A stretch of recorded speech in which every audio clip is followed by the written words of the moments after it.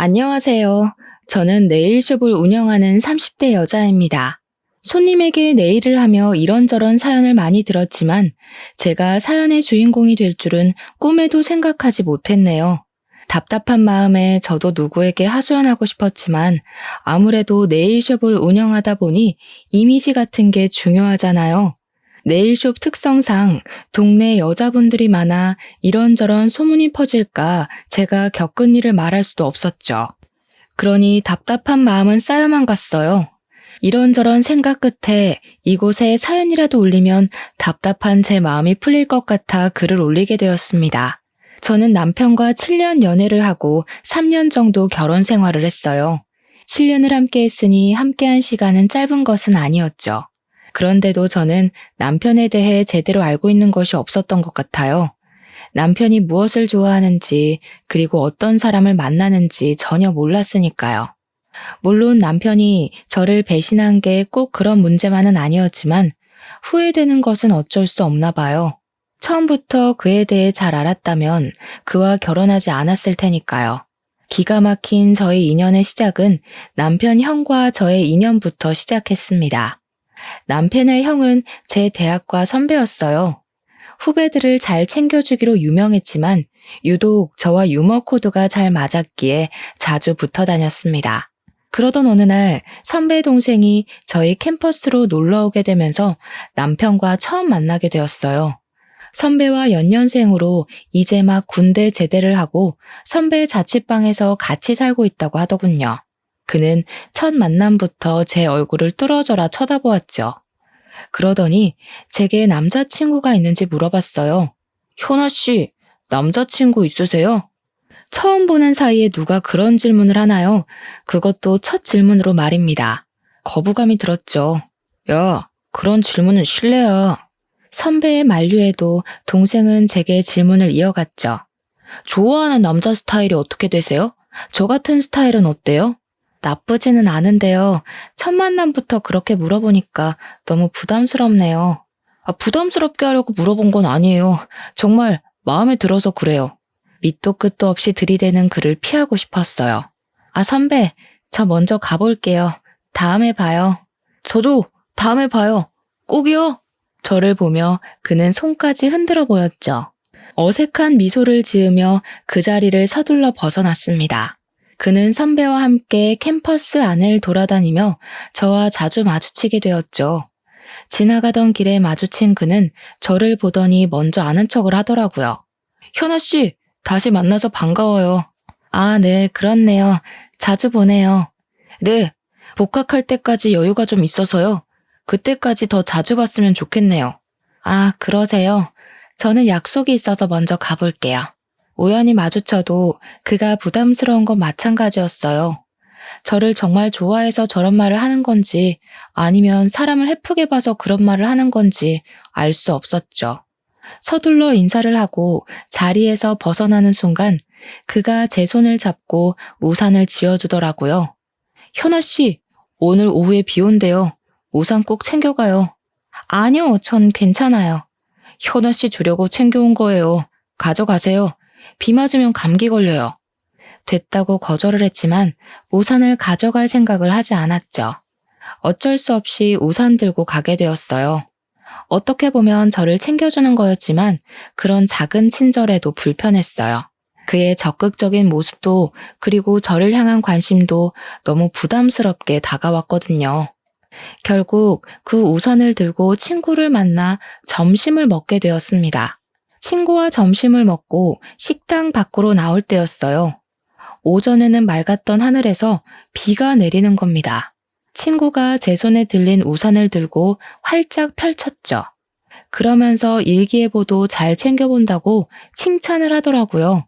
친구에게는 그 우산을 다른 사람에게 받았다는 말을 하지 못했어요. 잘 알지도 못하는 사람이었고 괜히 말하면 어떤 사람이냐고 계속 볼 것 같았거든요. 하지만 제 머릿속에는 이미 그가 떠올랐어요. 저를 위해 우산을 챙겼다는 말이 계속 생각났거든요. 다음에 만나면 우산 잘 썼다고 감사 인사를 남기고 싶었지만 선배와 함께 다니던 그의 모습은 더 이상 보이지 않았습니다. 선배에게 그에 대해 물어볼까 싶다가도 입이 잘 떨어지지 않았어요. 보기 싫을 때는 아무리 찾아도 보이지 않던 그가 찾을 때는 보이지 않자 왠지 보고 싶어지더라고요. 우연히 선배와 마주치게 되면 저도 모르게 두리번거리며 그를 찾고 있었어요.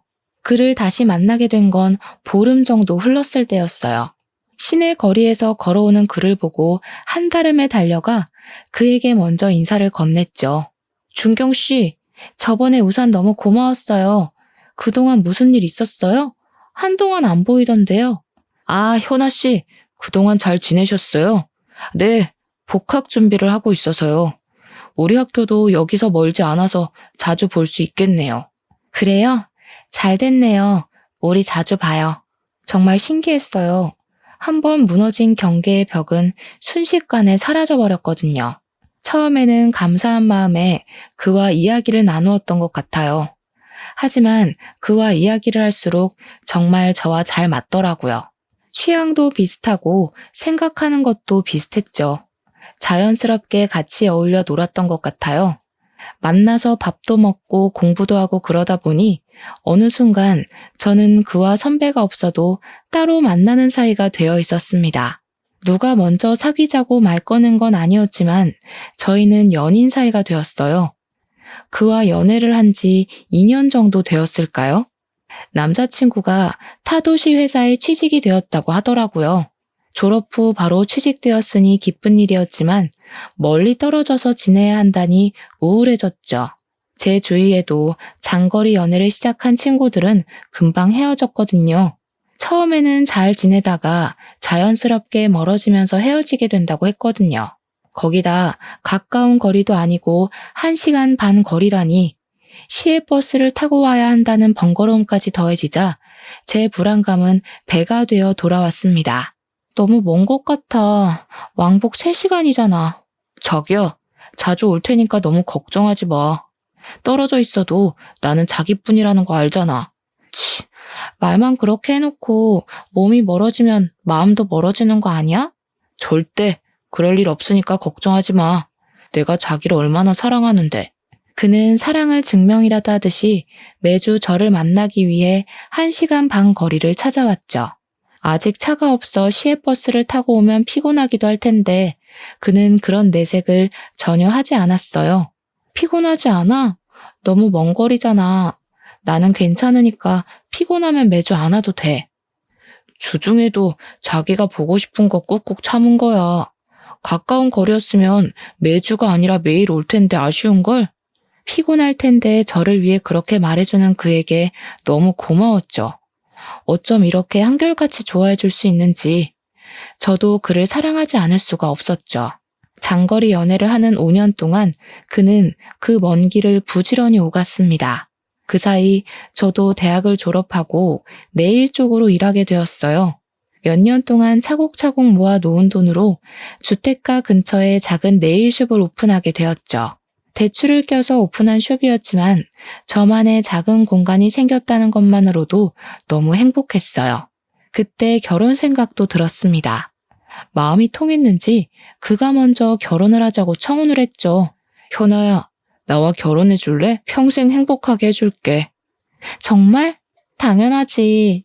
나도 자기를 행복하게 해주고 싶어. 연애 기간 동안 한 번도 저를 실망시킨 적이 없었기에 그의 청혼을 흔쾌히 받아들였습니다. 저희는 연애를 시작한 지 7년 만에 결혼을 하게 되었죠. 결혼했더라도 저희는 1년 동안 주말 부부로 지내야 했어요. 남편이 회사에서 맡은 프로젝트가 있어 그만둘 수가 없기도 했지만 신혼집을 구할 때 대출을 받았기에 경제적으로도 남편이 계속 일을 해야 했습니다.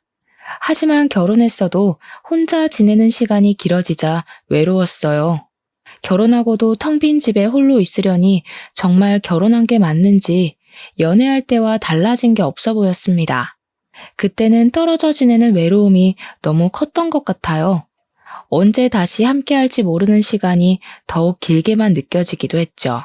당시에 저는 제 네일숍을 정리하고 남편이 사는 지역으로 내려가고 싶었어요. 그래서 남편에게 넌지시 말을 꺼냈습니다. 자기야, 내가 자기 곁으로 갈까? 떨어져 지내다 보니까 너무 외로워. 자기 곁에 있고 싶어. 어구, 남편이 없어서 그렇게 외로워? 그런데 겨우 거기서 자리 잡았는데 여기 오면 다시 처음부터 시작해야 하잖아. 다시 생각해보는 건 어때? 우리 결혼한 지 1년이나 됐는데 연애할 때랑 하나도 달라진 게 없는 것 같아. 아이라도 있으면 결혼했다는 게 실감이라도 날 텐데 언제까지 이렇게 지내는 건 싫어. 처음부터 다시 시작하더라도 자기랑 같이 있고 싶어. 그렇지만 우리 아직 아파트 대출도 남았는데 자기가 내려오는 건 아닌 것 같아. 이번 프로젝트 끝나면 내가 이직하는 게 어떨까? 외로워도 조금만 참아. 반년 뒤 남편은 회사를 정리하고 제 곁으로 오게 되었죠. 남편은 직장을 이직해야 했지만 저와 함께 한다는 것만으로도 정말 좋아했어요. 남편과 함께 있으니 자연스럽게 아이를 원하게 되었죠. 그 전에는 남편과 떨어져 지내서 아이가 안 생긴다고 생각했지만 같이 지내도 아이는 쉽게 생기지 않았어요. 시부모님도 남편과 같이 지내고 난 후부터 은근히 아이를 기다리시기 시작하셨어요. 너희 아이가 아직이냐? 이제 같이 사니까 서둘러 가져라. 그래야 부부 사이도 더 돈독해지는 거야. 네, 어머니. 저희도 아이를 가지려고 하는데 빨리 안 찾아오네요. 뭘 기다려. 요즘 다들 병원에서 가지더라. 너희도 괜히 기다린다고 마음고생하지 말고 병원 가서 만들어. 병원에 가서 아이를 가지라는 말에 처음에는 거부감이 들었어요. 아이를 낳고 싶은 건 맞지만 굳이 그렇게까지 해서 아이를 가져야 하나? 하는 생각이 들었거든요. 그런데 남편이 아이들만 보면 발길을 멈추고 한참을 쳐다보더라고요. 자기야, 아이 너무 귀엽지 않아? 아이들은 정말 천사 같아. 자기 닮은 딸 낳으면 정말 예쁠 텐데. 남편이 아이를 좋아하는 건 알고 있었지만 이렇게 자신의 아이를 원하고 있을 줄은 생각하지 못하고 있었죠. 아이를 그렇게 원하니 저도 의술의 도움을 받아서라도 아이를 가져야겠다고 생각했죠. 결국 난임 전문 병원을 찾아가게 되었습니다. 병원에만 가면 바로 생길 줄 알았던 아이는 인공수정 3번으로도 생기지 않았죠. 그때 제게 의사 선생님이 시험관을 해보는 게 어떠냐고 말하더군요. 인공수정까지 했는데 여기까지 와서 아이를 갖는 걸 포기할 수는 없었습니다. 저희 부부가 시험관을 시작할 때쯤이었어요. 아주버님이 좋아하는 사람이 생겼다고 말했죠. 대학 내내 여자에게 관심조차 주지 않았던 선배에게 여자가 생겼다니 놀라움에 입을 다물지 못했어요. 나 좋아하는 사람 생겼어. 부모님에게 보여드리기 전에 너희에게 먼저 소개해주려고 하는데 이번 주 토요일쯤 괜찮아? 아주버님의 연애 소식에 가장 좋아한 사람은 바로 남편이었죠. 진짜? 당연히 시간 없어도 만들어야지. 축하해, 형. 무슨 마음 먹고 연애를 시작한 거야? 정말 좋은 사람이야. 너희도 만나보면 정말 마음에 들 거야. 아주버님은 저희 마음에 들 거라고 호언장담했죠. 그래서였을까요? 남편은 토요일이 되기를 학수고대하면서 기다리고 있었죠. 처음 본 아주버님의 여자친구는 참 작고 귀여운 얼굴을 하고 있었어요. 얼굴도 조망만한데 그 얼굴 안에 오밀조밀 이목구비가 들어있는 게 신기할 정도였어요. 성격도 얼마나 서글서글한지 참 좋아 보였어요. 안녕하세요. 처음 뵙네요. 잘 지내봐요, 형님. 제가 형님이라고 말하자 그분은 손을 가리고 웃으며 부끄러워하더라고요. 형님이라니 너무 부끄러워요. 그래도 그렇게 들으니까 기분이 너무 좋네요. 화기애애한 저희 분위기와 다르게 남편은 저녁 식사 내내 얼굴이 잔뜩 굳어 있었죠. 형님이 화장실에 간 사이에 남편은 아주버님에게 헤어지라고 다그치더라고요. 형, 저 여자랑 헤어져. 느낌이 너무 안 좋은 것 같아. 왠지 싸한 게. 헤어지는 게 좋을 것 같아. 너 무슨 말을 그렇게 해. 느낌이 안 좋다니. 그런 사람 아니야. 오늘 처음 만났잖아. 얼마나 좋은 사람인데. 조금 더 겪어보고 헤어지라고 말해. 한 번이라도 잘 지내보려고 노력이라도 해봐. 형이 너무 순진해서 그래. 나중에 후회하지 말고 헤어져. 내 말 듣고 손해볼 거 없다니까. 직설적이고 적극적인 남편과 다르게 아주버님은 정말 차분한 호수 같은 사람이었어요. 아주버님의 다그침에도 남편은 굽힐 줄 몰랐죠. 아주버님도 이번에는 화가 났는지 조금 높아진 음성으로 되받아쳤습니다. 나는 헤어질 생각 없으니까 너도 다시는 헤어지라는 말 꺼내지 마. 남편은 살짝 일그러진 아주버니 얼굴에 입을 다물었어요. 남편은 가끔 제게 형은 참을성이 좋지만 한번 터져버리면 정말 끝장을 볼 생각을 해야 한다고 말하고는 했어요. 그래서 남편은 더 이상 말하지 않았죠. 아주버님의 연애 소식은 시댁의 이슈거리가 되었습니다. 예비 형님이 시부모님께 인사를 하자 무뚝뚝했던 저희 아버님까지 살살 녹이더라고요. 살짝 애교 섞인 목소리를 내면서 아버님께 애교를 부리곤 했죠. 아버님, 정말 잘생긴 것 같아요. 우리 준석 씨가 누구를 닮았나 했더니 아버님을 닮았네요. 물론 어머님도 미인이시지만 아버님 유전자를 조금 더 가진 것 같아요. 형님의 칭찬에 아버님의 입꼬리가 승천하기 시작했죠. 아직 아주버님과 결혼 전이었지만 이미 시댁 식구에게는 큰 며느리로 통하고 있었습니다. 아버님 말끝에 언제나 우리 큰며느리라는 말을 입에 달고 살 정도였죠. 우리 큰며느리 노랗고 동글동글한 과일 좋아한다고 했었나? 아, 망고요? 네, 맞아요. 맞다, 망고. 그래서 내가 사왔지. 작은 애야, 이것 좀 잘라와라. 우리 큰며느리 먹여야겠다. 제가 망고를 썰어오자 아버님이 손수 포크에 찍어 형님 입속으로 넣어주기까지 하는 겁니다. 항상 무뚝뚝했던 아버님의 저런 모습을 볼 줄이야 너무 놀라웠어요. 놀란 건 저뿐만이 아닌 것 같았습니다. 제 옆에 앉아 계신 어머님이 중얼거리기 시작하셨죠. 연병할 노인네, 나한테 저렇게 했어봐. 이미 입안에서 사탕처럼 굴어줬지. 아주 그냥 둘이서 죽이 착착 맞아서 쇼핑하러 다니고 난리가 났다. 아버님과 죽이 잘 맞았던 형님은 어머님을 제외하고 둘이서 쇼핑하러 다닐 정도로 친하게 지내고 있었죠. 그 친화력이 저는 부러울 정도였습니다. 형님은 사람에게 벽이 없는 건지 신기하기도 했죠. 남편도 그 모습에 불만이 많아 보였습니다. 자기는 형수랑 친하게 지내지 마. 알았지? 아무래도 보통 내기가 아닌 것 같아. 왜 그렇게 남편은 형님을 싫어하는 건지 도통 이해가 되지 않았어요. 시댁 식구들과 잘 지내고 허물없이 지내면 좋은 거 아닌가요? 첫 만남 자리에서부터 형님을 경계하고 멀리하는 남편이 이상해 보일 정도였죠. 저희가 아주버님께 형님을 소개받은 지 3개월 정도가 지났을까요? 어느 순간 남편이 형님과 정말 죽이 잘 맞을 정도로 잘 지내기 시작했어요. 아, 형수, 고향이 광주예요? 저 거기서 오랫동안 살았어요. 전에 다니던 회사가 거기였거든요. 아, 정말요? 우와, 이런 우연이 다 있네요. 꼭 동양 사람 만난 것 같아서 너무 좋네요. 둘은 같이 공유할 것을 찾았는지 한참을 이야기하더라고요.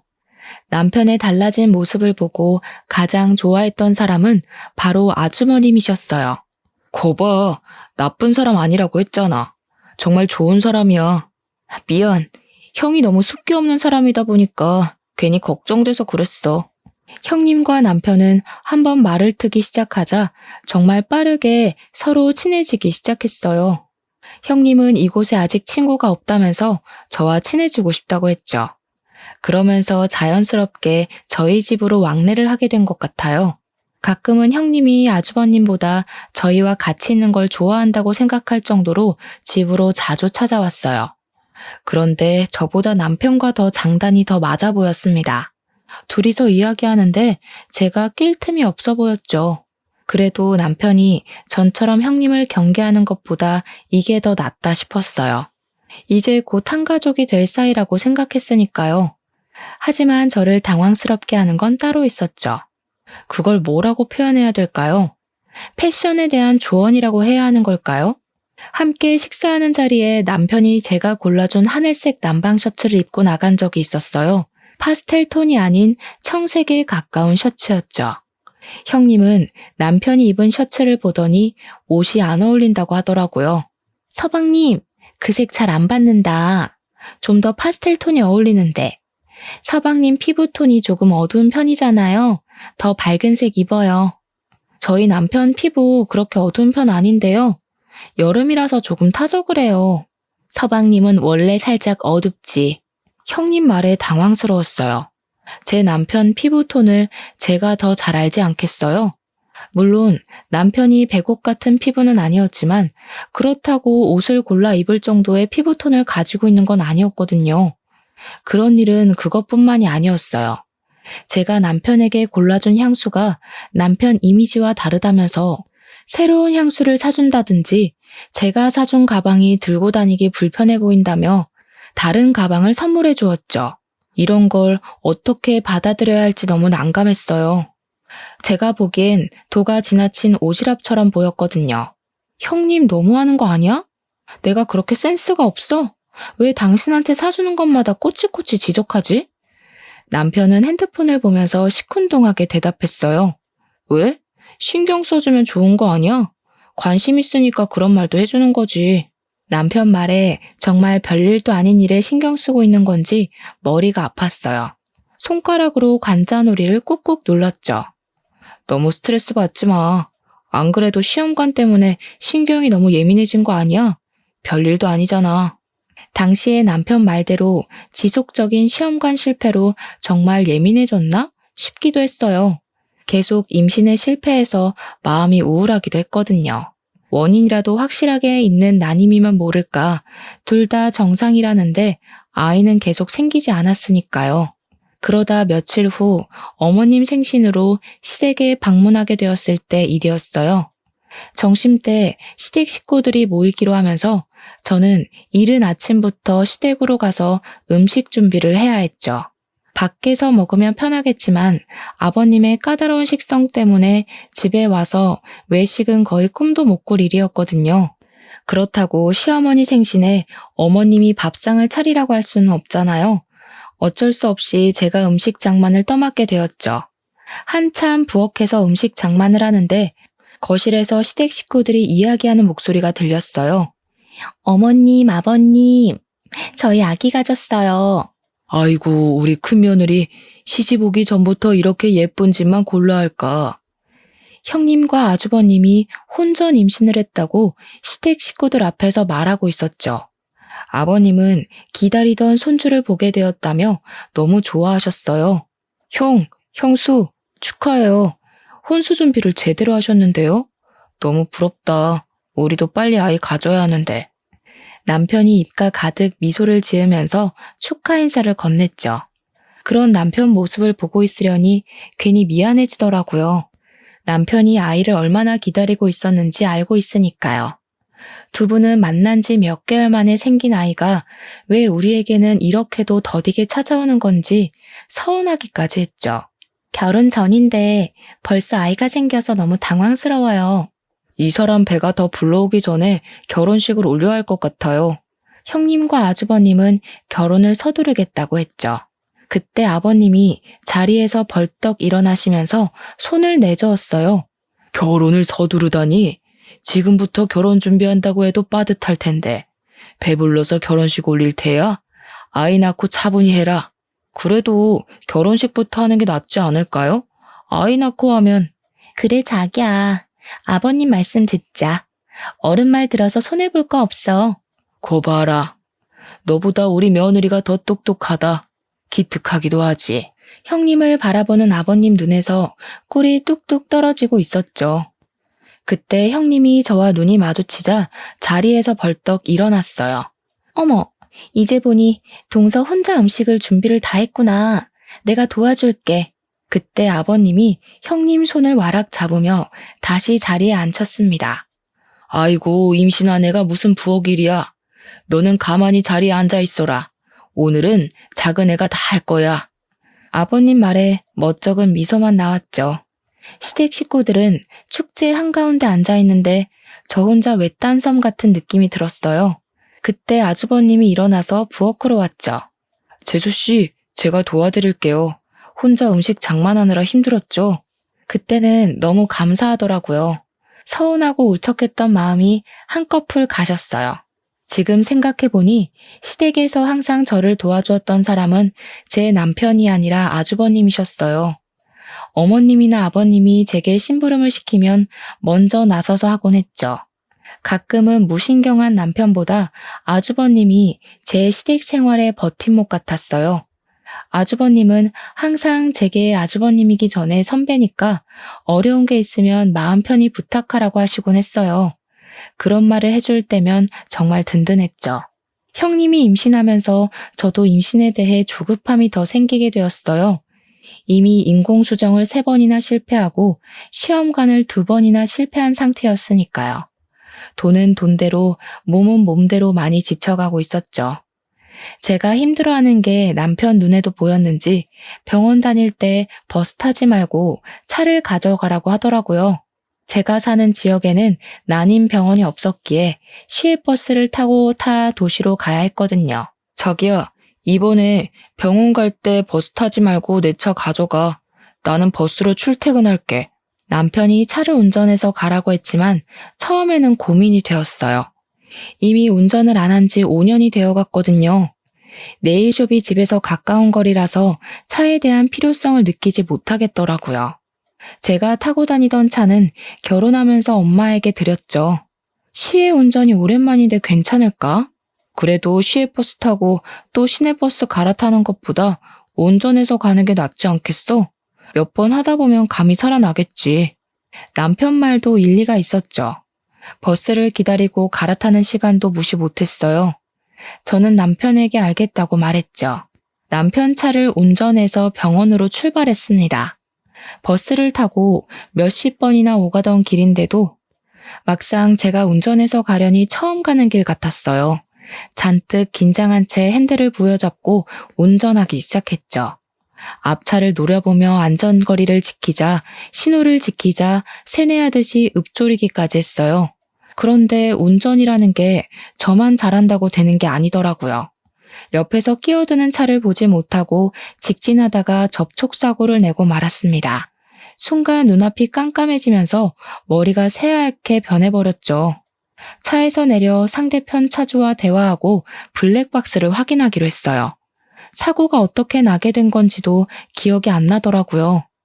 어찌나 놀랐는지 블랙박스 동영상을 돌려보려는 손가락이 덜덜 떨려서 멈추지 않는 거예요. 결국 사고 장면의 영상이 아닌 다른 영상을 누르고 말았습니다. 다시 끄려고 했지만 남편 차가 낯선 곳에 서 있더라고요. 차는 한적한 강변에 세워져 있었고 익숙한 목소리가 녹음되어 있었죠. 진짜 와이프랑 안 헤어질 거야? 안 헤어진다니까. 도대체 왜 우리 형을 꼬신 거야? 너나 우리 형이랑 헤어져. 그건 남편과 형님의 목소리였어요. 처음에는 두 사람이 무슨 말을 하고 있는지 도통 이해가 되지 않았죠. 서로 누구와 헤어지라고 하는 건지 영상을 꺼야 한다는 걸 알았지만 몸이 움직이지 않았어요. 그럼 너도 와이프랑 헤어져. 나랑 더 잘 맞는다며? 왜 그 여자랑 결혼한 거야? 네가 아무리 그래도 난 아내랑 이혼 안 해. 우리 형 사랑하긴 하니? 아이는 어떻게 할 거야? 형 아이 맞긴 한 거지? 무슨 소리야. 내가 사랑하는 것도 당연히 아이 아빠도 너지. 뭐 이런 불륜관계도 짜릿하잖아. 그렇지? 정말 너 때문에 못 살겠다. 그래서 내가 너를 계속 만나나 봐. 녹음 파일을 듣고 놀라서 팔딱였던 심장이 멈춰버린 것 같았어요. 온 세상이 암흑처럼 느껴지더라고요. 차창을 두드리며 상대편 차주가 어떻게 처리할 거냐고 물어보았지만 저는 입이 덜덜 떨려서 아무 말 할 수가 없었죠. 그 후 상대편 차주와 제가 접촉사고를 어떻게 처리했는지조차 기억나지 않더라고요. 그만큼 남편의 외도는 정신적으로 엄청난 충격을 주었습니다. 블랙박스에 녹화된 파일을 더 열어보아야 하나? 아니면 보지 말아야 하나? 고민이 되었어요. 저는 다시 판도라의 상자를 열고 말았습니다. 그 뒤 영상이 제 오해를 풀어주길 바랬거든요. 이렇게 나랑 자주 만나도 돼? 형이 의심하지 않아? 몰래 나왔지. 그 사람 내 말이라면 파트로 매주를 만든다고 해도 믿으니까 걱정하지 마. 당분간 못 만날 거야. 아내한테 내 차 가지고 병원 다니라고 했거든. 아내가 지금 많이 힘들어해서. 진짜 그 여자랑 아이 가질 거야? 당신 아이는 내 뱃속에 있다니까. 그 여자랑 헤어져. 그럼 우리 둘이 아이 키울 수 있어. 아이 가지고 싶다면서 아이도 못 낳는 여자랑 왜 사는 거야? 난 아내랑 헤어질 생각 없다니까. 그만 포기해. 그 아이는 내 아이가 아니라 형 아이여야 해. 애처가 나셨네. 내가 이래서 그 여자를 좋아하지 못하겠다니까. 정말 볼수록 짜증나 죽겠어. 적당히 해. 티 안 나게. 이런 사이를 뭐라고 말해야 하는 걸까요? 명백한 불륜관계였지만 그것보다는 공생이라고 해야 할까요? 이 기이한 관계에 대해 정확한 정의를 내릴 수가 없더라고요. 이미 남편과 형님은 아주버님을 통해 만나기 전부터 아는 사이였어요. 남편은 오래전부터 저와 주말에 만났다면 형님을 주중에 만나고 있었던 거죠. 더욱더 놀라웠던 건 형님은 이미 예전부터 남편에게 다른 여자 있다는 걸 알면서도 만났다는 거예요. 남편이 직장을 그만두고 제 곁으로 오자 남편을 따라 이사를 하고 남편에게 접근하기 위해 아주버님을 이용했다는 거였습니다. 이런 걸 사랑이라 말해야 하는 건가요? 집착이라고 해야 하는 걸까요? 그리고 남편은 결국 형의 여자라는 것을 알면서 다시 형님과 만난 거죠. 문득 정신을 차리고 보니 아주버님 회사 앞이더라고요. 저도 모르게 지금 이 순간 가장 먼저 떠오른 사람이 아주버님이었어요. 같은 피해자로서 그리고 가장 효과적으로 두 사람에게 복수할 수 있는 사람이니까요. 아주버님, 저 지금 회사 앞인데 저랑 잠시 차 한잔 마실 시간 있을까요? 제 말에 아주버님은 회사 앞 카페로 한달음에 달려왔죠. 얼굴이 안 좋아 보여요. 무슨 일인데 둘이 해결해야 한다는 거예요? 아주버님 질문에 아무 대답하지 않고 핸드폰으로 옮긴 블랙박스 파일을 보여주었습니다. 처음에는 살짝 미소가 섞여 있던 얼굴은 순식간에 딱딱하게 굳어가고 있었죠. 아무 말 없이 이런 내용을 보여드려서 너무 죄송해요. 하지만 저도 이 상황을 어떻게 설명해야 할지 모르겠더라고요. 제 핸드폰을 들고 있는 아주버님의 손이 달달 떨리고 있었습니다. 아주버님은 제게 핸드폰을 건네준 뒤 남편에게 전화를 걸었죠. 야, 너 어디야? 거기서 기다려. 금방 갈 테니까. 그리고 의자를 박차고 밖으로 뛰어나가시더라고요. 저는 놀라서 아주버님을 뒤쫓아 나갔습니다. 10년 넘게 아주버님을 봐왔지만 화를 내는 모습은 처음 보는 모습이었죠. 아주버님을 쫓아간 곳은 저희가 있는 곳에서 멀지 않은 공원이었습니다. 그곳에는 남편과 형님이 같이 있었죠. 아주버님은 남편을 향해 달려가더니 다짜고짜 주먹을 날렸습니다. 놀란 형님이 두 사람 사이를 막아섰어요. 도대체 왜 싸우는 거예요? 이러지 마세요. 그래, 맞을 땐 맞더라도 이유는 알고 맞자. 너희 둘 언제부터 만났던 거야? 형님과 남편은 아주버님 말에 두 눈을 동그랗게 뜨며 그게 무슨 말이냐고 되물었죠. 그게 무슨 말이에요? 혹시 지금 같이 있어서 오해했나 본데요. 다음 달 당신 생일 선물 골라주라고 부탁했어요. 도대체 왜 그래? 형, 오해가 있으면 말로 풀어. 괜히 주먹부터 들이대지 말고. 아주버님은 두 사람과 말이 통하지 않는다는 것을 깨달았는지 제 핸드폰을 들고 블랙박스 녹음 파일을 틀었습니다. 녹음된 둘의 목소리를 듣고 남편의 얼굴이 새파래졌죠. 형, 자기야, 아니야, 오해라고. 내가 다 설명할 수 있어. 내 말 들어봐. 오해? 무슨 오해? 그 블랙박스 녹음을 듣고서도 오해라고 말하는 거야? 다 설명할 수 있다니까. 정말이야. 너는 이 상황까지 됐는데도 와이프 안에 변명할 셈이야? 그냥 사실대로 말해. 우리 만나고 있다고 당당하게 말하라고. 조용히 해. 나는 아내랑 헤어질 생각 없다고 했잖아. 이게 다 너 때문이야. 네가 찾아오지만 않았어도 형도 나도 잘 살았을 거라고. 지금 이 모든 게 내 탓이라는 말이야? 네가 찾아왔을 때 좋아하던 사람은 바로 너 아니었어? 네 형을 만나고 있어도 나를 만난 건 너야. 형님은 순식간에 남편을 밀어버렸어요. 남편은 중심을 잡지 못하고 비틀거리더니 화단에 걸려 넘어지고 말았죠. 넘어질 때 화단에 심어진 나무에 얼굴이 긁혔는지 피가 나더라고요. 남편은 손으로 볼을 쓸었어요. 이게 정신 나갔나? 어디서 사람을 밀어? 손에 묻은 피를 보고 화가 났는지 형님에게 달려들어 밀어버렸어요.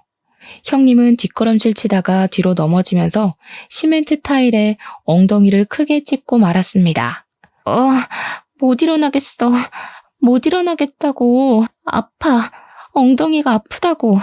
제가 잡고 일으켰지만 아프다며 손을 뻗어 저를 밀어버리더라고요. 저까지 바닥에 엎어져 버렸죠. 그때 형님 다리 사이로 붉은 핏자국이 보이기 시작했어요. 아주버님이 서둘러 119에 신고했죠. 병원으로 이송된 뒤 의사는 형님에게 골반 골절 진단과 함께 양수가 터졌다고 말했어요. 골반이 골절되셨어요. 당분간 누워 지내셔야 합니다. 그것보다 지금 임신 5개월이라고 하셨는데 조기 양막 파열로 파수가 일어났어요. 초음파 결과 남은 양수가 거의 없어요. 그럼 어떻게 되는 거예요? 지금 아이 심장은 뛰고 있는데 양수가 없어서 생존하기 힘들어요. 출산하신다고 해도 아이가 너무 어려서 생존 확률이 거의 없어요. 유도 분만을 하실 건지 제왕절개를 하실 건지 정하셔야 합니다. 그럼 아이를 죽여야 한다는 거예요? 이런 말 드리게 돼서 죄송합니다. 인큐베이터에 들어가기에도 너무 어린 아이라서요. 아이 심장은 아직 뛰고 있었지만 양수가 적어 아이가 살 수 없다고 하더군요. 안타까운 상황에 형님은 한없이 눈물만 흘렸습니다. 이런 결과를 원한 게 아니었는데 아이가 잘못되니 죄책감이 밀려 들어오더라고요. 그런 상황에서도 남편은 변명하기 바빴죠. 자기야, 정말 오해야. 나 형수랑 아무 관계도 아니야. 아니, 전에 몇 번 만난 건 맞는데 클럽에서 만났거든? 정말 오해하지 마. 사랑 그런 거 아니었어. 자기랑 멀리 있다 보니까 외로워서 몇 번 만났는데 거머리처럼 달라붙더라고. 심지어 나를 따라서 여기까지 쫓아왔잖아. 아이가 죽었는데 자기 변명을 하기 바쁜 남편 모습에 정남이가 뚝 떨어지더라고요. 지금 당신 아이가 죽었는데 그런 말이 나와? 누가 내 아이라는 거야? 아니라니까. 형 아이를 자꾸 내 아이라고 우기는 거야. 전에 내가 만났던 여자라고 형한테 말할 수도 없고. 내가 어떻게 하겠어. 더는 남편과 말도 섞기 싫어졌죠. 이미 상황이 이렇게 됐으니까 우리 이혼하자. 나는 이제 당신에 대한 신뢰도 믿음도 잃어버렸어. 난 당신하고 이혼할 생각 전혀 없어. 남자들 바람 피우는 거 한순간이야. 결국 조강지처한테 돌아온다는 말도 못 들어봤어. 결국 바람 피운 거 인정하는 거지. 당신이 이혼 못하겠다면 소송할 거야. 나는 더 이상 당신이랑 더러워서 못 살겠어. 바람 피운 것도 모자라서 이 핑계 저 핑계만 대는 모습이 정말 정남이 떨어진다. 남편도 화가 났는지 저를 향해 소리를 버럭 지르더군요. 뭐? 더러워? 정남이 떨어져? 이혼 소송? 그래, 하려면 해봐. 누가 이기나 보자고. 저희 부부는 재산 분할에 합의를 보지 못하고 결국은 이혼 소송까지 가게 되었습니다. 저는 남편 불륜으로 이혼하게 되었으니 위자료와 정신적 피해 보상을 요구했고, 남편은 제가 이혼하기 위해 본인에게 불리한 증언을 내세운다고 우기고 있었죠. 법원에서 다시 만난 남편은 정말 당당해 보였어요. 워낙 남편의 귀책 사연은 뚜렷했고 증거도 있었으니 제가 승소할 거라고 믿어 의심하지 않았지만 남편 생각은 달라 보였습니다. 그 블랙박스 영상 증거로 사용 못해. 뉴스도 안 봤어? 불법 녹음은 증거 능력이 되지 못한다고. 결국 내가 바람 피웠다는 증거가 되지 못한다는 거지. 그래? 두고 보자. 당신이 나를 속이고 형님을 사람을 만나온 게 1, 2년이 아닌데 증거가 그것밖에 없겠어? 찾아보면 더 나오겠지. 그래, 할 수 있으면 해봐. 법이 그렇게 호락호락한 것 같아? 왜 그렇게 당당할까 했더니 블랙박스 파일이 증거로 채택되지 않을 거라고 확신하고 있었죠. 하지만 치열한 공방 속에 법원은 제 손을 들어주었습니다. 통신비밀보호법에 블랙박스 녹음은 해당하지 않는다는 이유였어요. 제가 강제로 설치한 게 아니었고 남편이 설치한 블랙박스에 우연한 사고로 제가 듣게 된 것이었으니까요. 저는 남편에게 위자료와 정신적 피해 보상을 받고 이혼하게 되었습니다. 법원을 나오면서 남편은 패소한 게 분한지 소리를 지르더군요. 아, 말도 안 돼. 이런 개 같은 경우가 어디 있어. 내 차 블랙박스를 강제로 받는데. 어디 있긴 여기 있지. 아직 대한민국에 정의가 있다는 거 아니겠어? 당신이 나를 속이고 형을 속이고 우리 둘을 농락한 벌에 비하면 너무 가볍지 않아? 나는 지금도 당신을 용서할 수가 없어. 당신 생각하면 아직도 치가 떨린다고. 지금도 반성조차 하지도 않잖아. 그래서 당신하고 이혼한 거야. 불륜이 아니라 뭘 잘못했는지 모르는 것 같아서 말이야. 저는 법원에서 두 눈을 크게 뜨고 저를 바라보는 남편을 두고 정류장으로 향했습니다. 아마 남편은 시간이 더 흐른다고 해도 자신이 어떤 잘못했는지 모르겠죠. 처음에는 당당하고 자신감 넘치는 그 모습이 사랑스러웠지만 이제 그 당당한 모습에 실망스러웠어요. 제가 사랑한 사람이 저렇게 못났던 사람이었을까 싶었죠. 그때 익숙한 차 한 대가 제 앞에 멈췄습니다. 아주버님 차였죠. 재수씨, 타세요. 데려다 드릴게요. 아무 말 없이 아주버님 차에 올라탔죠. 어쩌면 저보다 더 치명적인 상처를 입은 사람은 아주버님이셨으니까요. 저야 남편이랑 이혼하면 끝이지만 아주버님은 자신을 속이고 농락한 사람이 핏줄로 이어진 혈연이잖아요. 조용한 차 안에서 먼저 말을 꺼낸 사람은 아주버님이셨습니다. 동생 대신 제가 사과할게요. 사실 우리 관계가 이렇게 끝나는 것이 너무 아쉬워요. 그냥 좋은 선배와 후배로 남았으면 어땠을까 생각해요. 그럼 계속 얼굴 보고 살 수 있지 않을까요? 좋은 인연이 아니었으니 이렇게 된 거겠죠. 이게 왜 아주버님 탓이에요? 아주버님도 결국 피해자잖아요. 사실 내가 먼저 너를 좋아했어. 동생보다 먼저 말이야. 동생에게 네 이야기를 한 적이 있거든. 그런데 그 녀석이 궁금하다고 네 얼굴을 보고 온 뒤 사귀고 싶다고 조르기 시작하더라고. 난 당시에 너를 좋아한다고 말하지 못했어. 아주버님의 뜬금없는 고백에 놀랐습니다. 아무 말 하지 않고 두 눈을 동그랗게 뜨고 있자 멋쩍은 미소를 짓더라고요.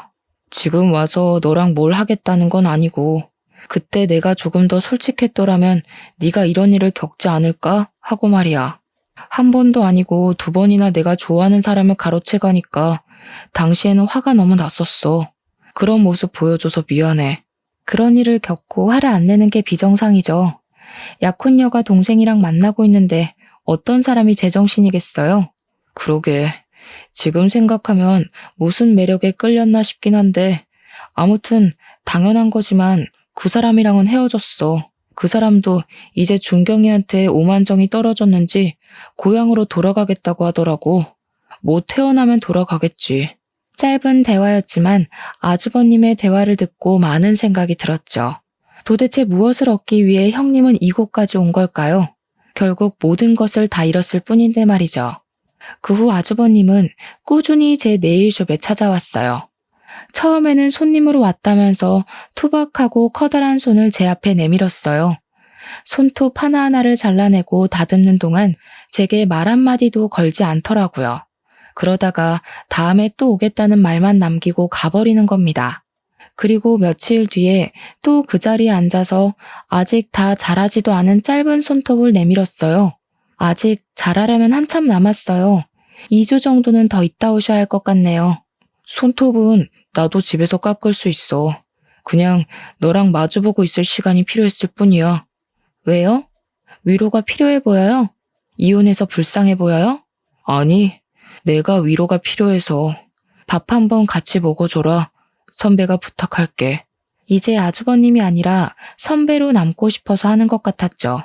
하지만 이미 10년 넘게 선배가 아닌 남자친구의 형, 그리고 아주버님으로 지냈던 사이가 그렇게 쉽게 바뀔 수 있나요? 그래도 저는 후배로서 같이 밥을 먹기 시작했던 것 같아요. 일주일에 한 번, 그러다가 2번 저를 찾아와 밥 먹자, 차 마시자, 심심하니 영화 보자, 별별 요구를 하기 시작했습니다. 처음에는 제 옆에서 저를 지켜보고 챙겨줬던 건 아주버님이란 걸 알았기에 보답으로 거절하지 못했어요. 하지만 1번, 2번 밥 먹고 차를 마시다 보니 어느새 제 옆에는 아주버님이 있다는 것이 익숙해지고 있었어요. 연인인 듯 연인이 아닌 그 관계를 6개월 정도 유지할 때였습니다. 뜬금없이 시댁 식구들이 어떻게 지내고 있는지 궁금해졌죠. 이런 질문 뜬금없는데 시댁 식구들은 어떻게 지내요? 제 말에 아주버님은 난감한 표정을 지었습니다. 그게 다들 잘 지내지 못해. 동생이 그 사람이 떠나기 전에 붙잡았거든. 아주버님 말에 실소가 터지고 말았습니다. 결국 전 남편은 자기 곁에 남아있을 사람은 형님뿐이라고 생각하고 붙잡았던 거죠. 둘은 혼인신고만 하고 살림을 차렸어.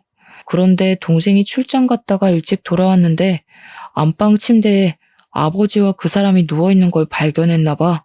네? 뭐라고요? 누구랑 누구요? 바로 옆에서 이야기를 듣고 있었지만 제 두 귀를 의심할 수밖에 없었습니다. 너무 황당하고 있을 수 없는 일이잖아요. 그게 그 사람이 나를 만나고 있으면서 아버지랑도 그런 사이였나 봐. 우리 집 남자들을 다 만나고 있었던 거지. 어머니도 이 사실을 알고 놀라셔서 쓰러지실 정도였어. 동생은 결국 그 여자 상대로 이혼 소송 중이고 어머니도 아버지 상대로 이혼 소송 중이셔. 거기다가 어머니는 그 여자 상대로 정신적 피해 보상을 신청하셨어. 지금은 내 집에서 지내시고 계셔. 시댁은 말 그대로 콩가루 집안이 되어버렸죠. 아주버님도 제가 이혼할 때 시댁과 인연을 끊다시피 했고 어머님하고만 가끔 연락하고 있었다네요. 그러다가 최근에 모든 사실을 알게 되었대요. 그 말을 듣고 지난 10년이 너무 허무해지더라고요. 사랑해서 한 결혼이었지만 내가 사랑했던 사람은 나를 사랑했던 적은 있을까 하는 생각이 들었거든요. 아마 진정한 사랑은 없었겠죠. 그동안 내일하면서 손님 남편이 바람을 피웠다는 이야기를 들을 때 정말 영혼 없이 위로했던 것 같아요. 어떤 위로로도 이 기분은 설명하지 못하겠더라고요. 특히 남편이 다른 사람이 아닌 형님을, 거기다 그 형님이 시아버지와도 불륜을 저지른 걸 어떤 말로도 표현할 수가 없었죠. 지금 생각해도 형님의 진정한 목적이 무엇인지 모르겠어요.